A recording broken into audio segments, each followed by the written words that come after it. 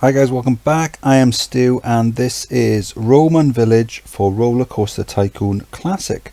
Develop this Roman themed park by adding rides and roller coasters. Your objective: to have at least 1500 guests in your park at the end of October, year 3, with a park rating of at least 600.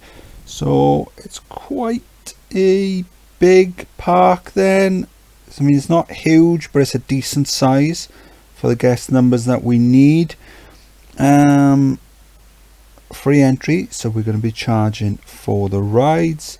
We've got a couple of transport rides, some gentle rides, quite a few coasters to start off with. We won't need to look at researching them for quite some time. Not many thrill rides, some water rides, and a good selection of shops to start with. We've got food, we've got drink, we've got kiosk and toilets. Good starting ones then. I don't like all this. I'll probably end up getting rid of all that. Let's have a look. It looks like there's a lot of parving. Yeah, there's a lot of parving going around the place. So the guests are just going to get lost. And what's that? Oh, entertainer 3. Whoop. Right, okay, so we've already got some staff then.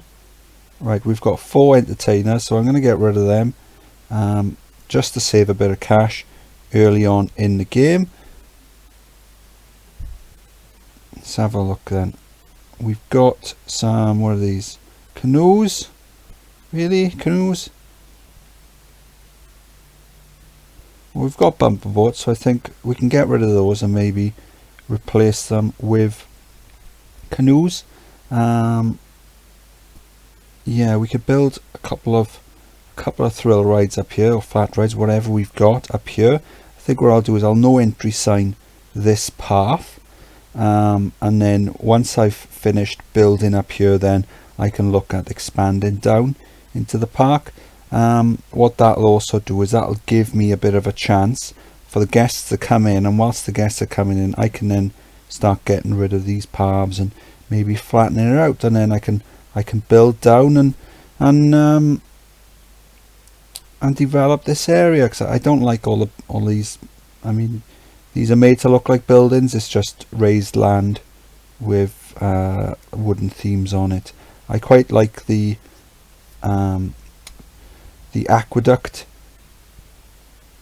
feel to this. I mean, it's just land raised with some water on it, but it kind of looks like an aqueduct. And then I presume this is meant to be a reservoir down there. Yeah, so I'm going to crack on with the building then, and I'll see you a bit later on in the year. Just to summarize, I'm going to get rid of the canoes, build some flat rides up here, and then we can expand down. It is October year 1. So what I did as well is, when I was starting to build this, I noticed that the grid of the park was pretty much perfect. As soon as you walk through the door, you're onto a perfect 4x4 grid. So what I did was I used this video, this map, in order to make a video on the way I like to do my 4x4 paths and zoning. So I don't know, you might have already seen that. It was probably out, maybe a month or 2 ago, because I'm quite far ahead with the videos. So what I've done then is I've built some 4x4 paths here. I've built some pirate ships off there. Underneath the pirate ships then we've got some bumper boats. They're on tracks.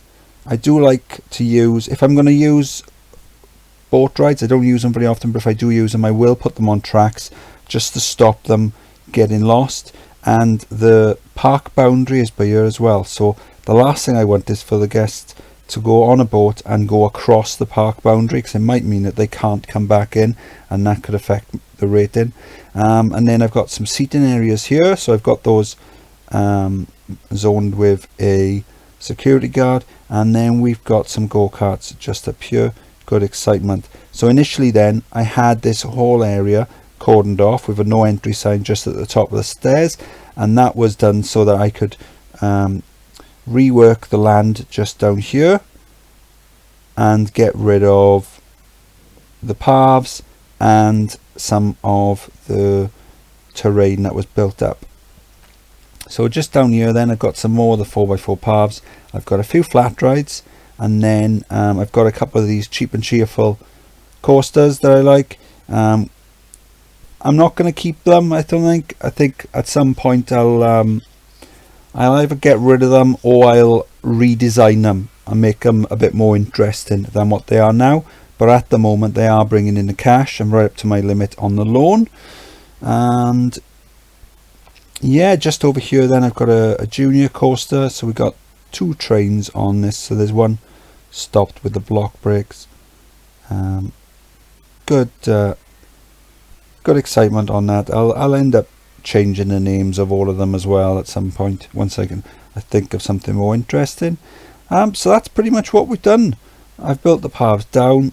I'm looking to build across and do a large loop around here. I'll flatten all this out just to make it easy. I'll keep the aqueduct, but I'll flatten all these things around here, and then we'll just build some coasters around the outside and put some rides down and see what we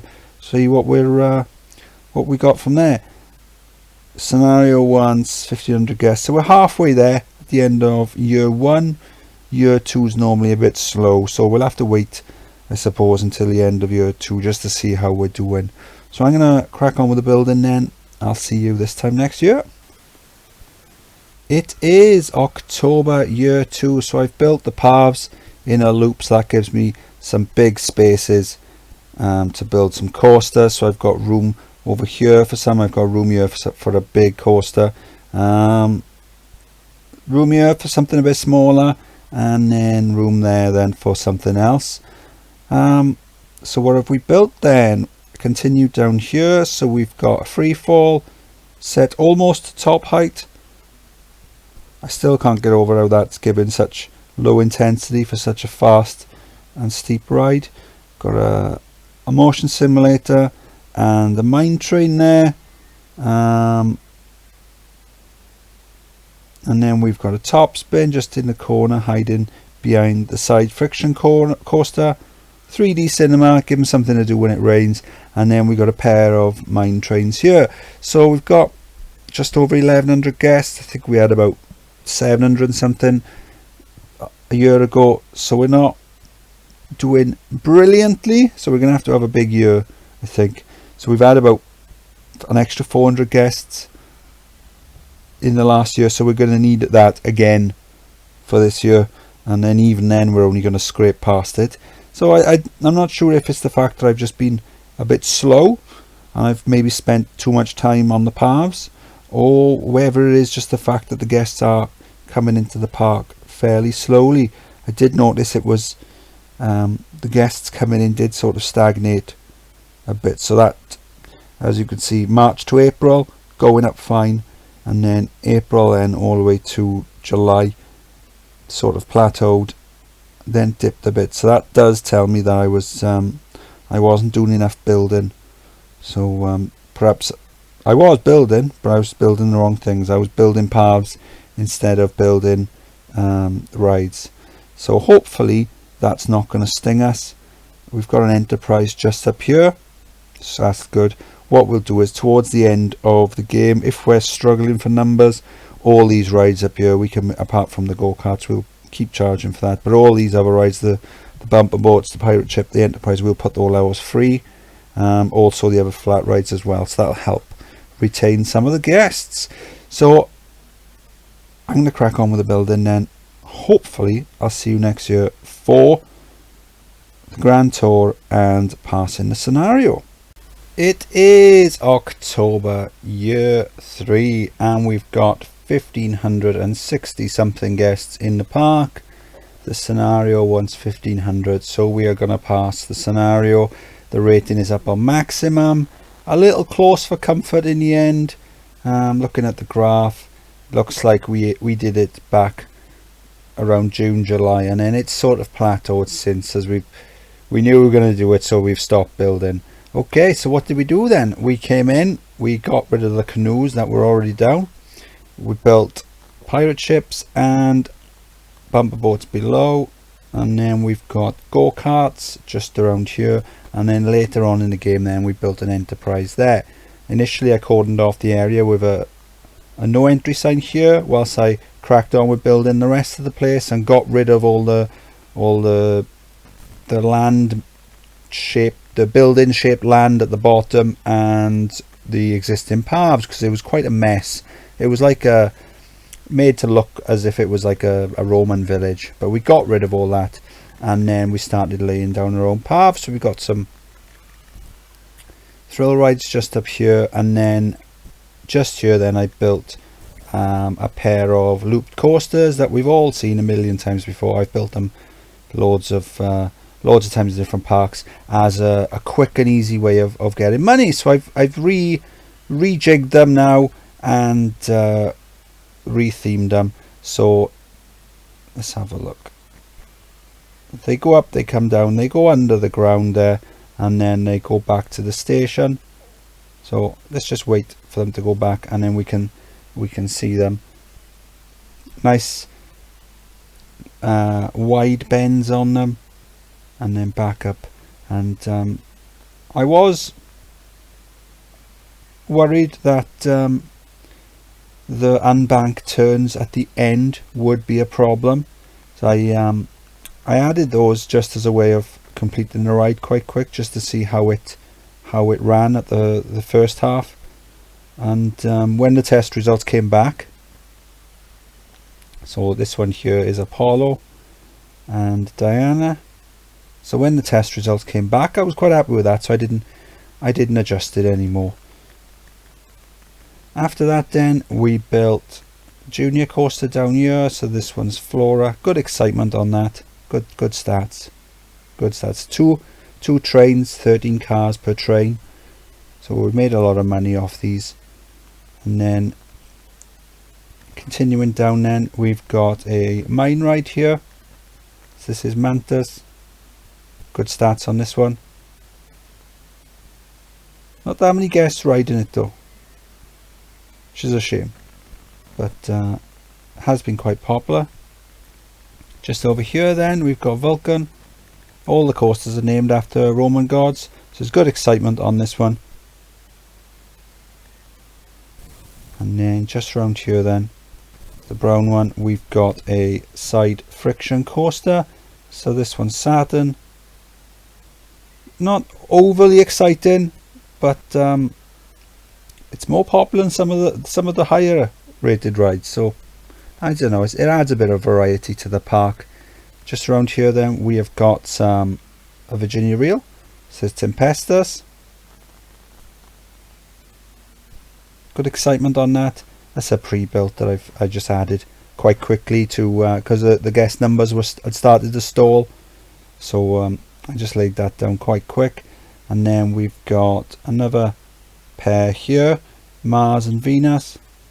So it's good excitement on that. High intensity but good excitement. And then so I was looking for something to put in this area here with a large coaster. So I'd been playing about with this vertical drop coaster. So it's a Mobius coaster. So this one is Romulus and Remus. The timing isn't great on there. The one on the inside does finish well before the one on the outside, but it's a good stats on there. If I could find the time to have a play about with the timing, I'm sure it would look a lot better as well. So it's high excitement on this. Guests are loving it. Let's have a look. Yeah, good excitement. And then just here then we have got Jupiter. So this one was the basis of this one was the Giga coaster that I've got in my tutorial section called Giga Loop. So it goes up, it comes down, it does the first loop, and then it comes back to the station via a brake run. So what I've done is I've just added all these bits at the end. So it does make it a lot more expensive. So this one then is about 12,000 as opposed to the first one, which was just under 6. It's got some very fast sections.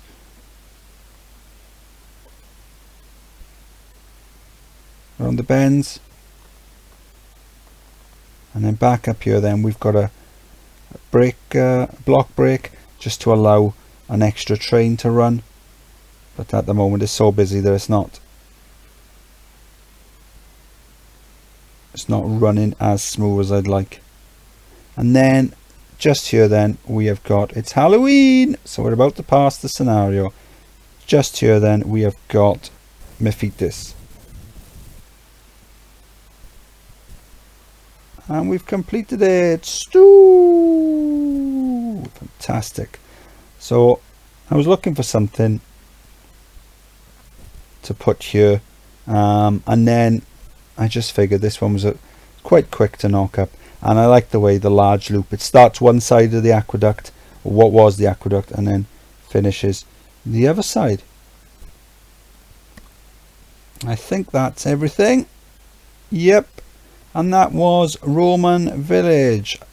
A little bit close at the end, but I think we did achieve the target a few months before the end, so we knew it was in the bag. So what I did is, the last few months I just went around making all the rides, the flat rides, free, just to keep any guests who are running out of cash in the park a bit longer.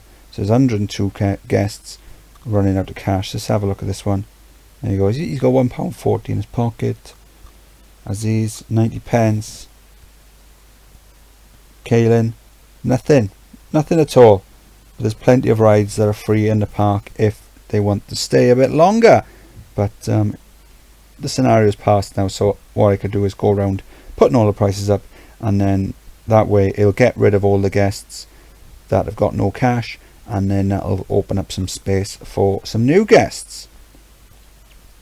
Not a bad scenario then. I think it would have been a bit tougher if I had kept all the buildings and pathway in the middle, but I did want to use this as a pathing tutorial video, so that's one of the reasons why I got rid of everything. Another reason was the fact that it looked quite straightforward, and I didn't want to have to mess about too much. I just wanted to crack on with the more exciting scenarios. This one does seem a bit kind of out of place in this tier so far, considering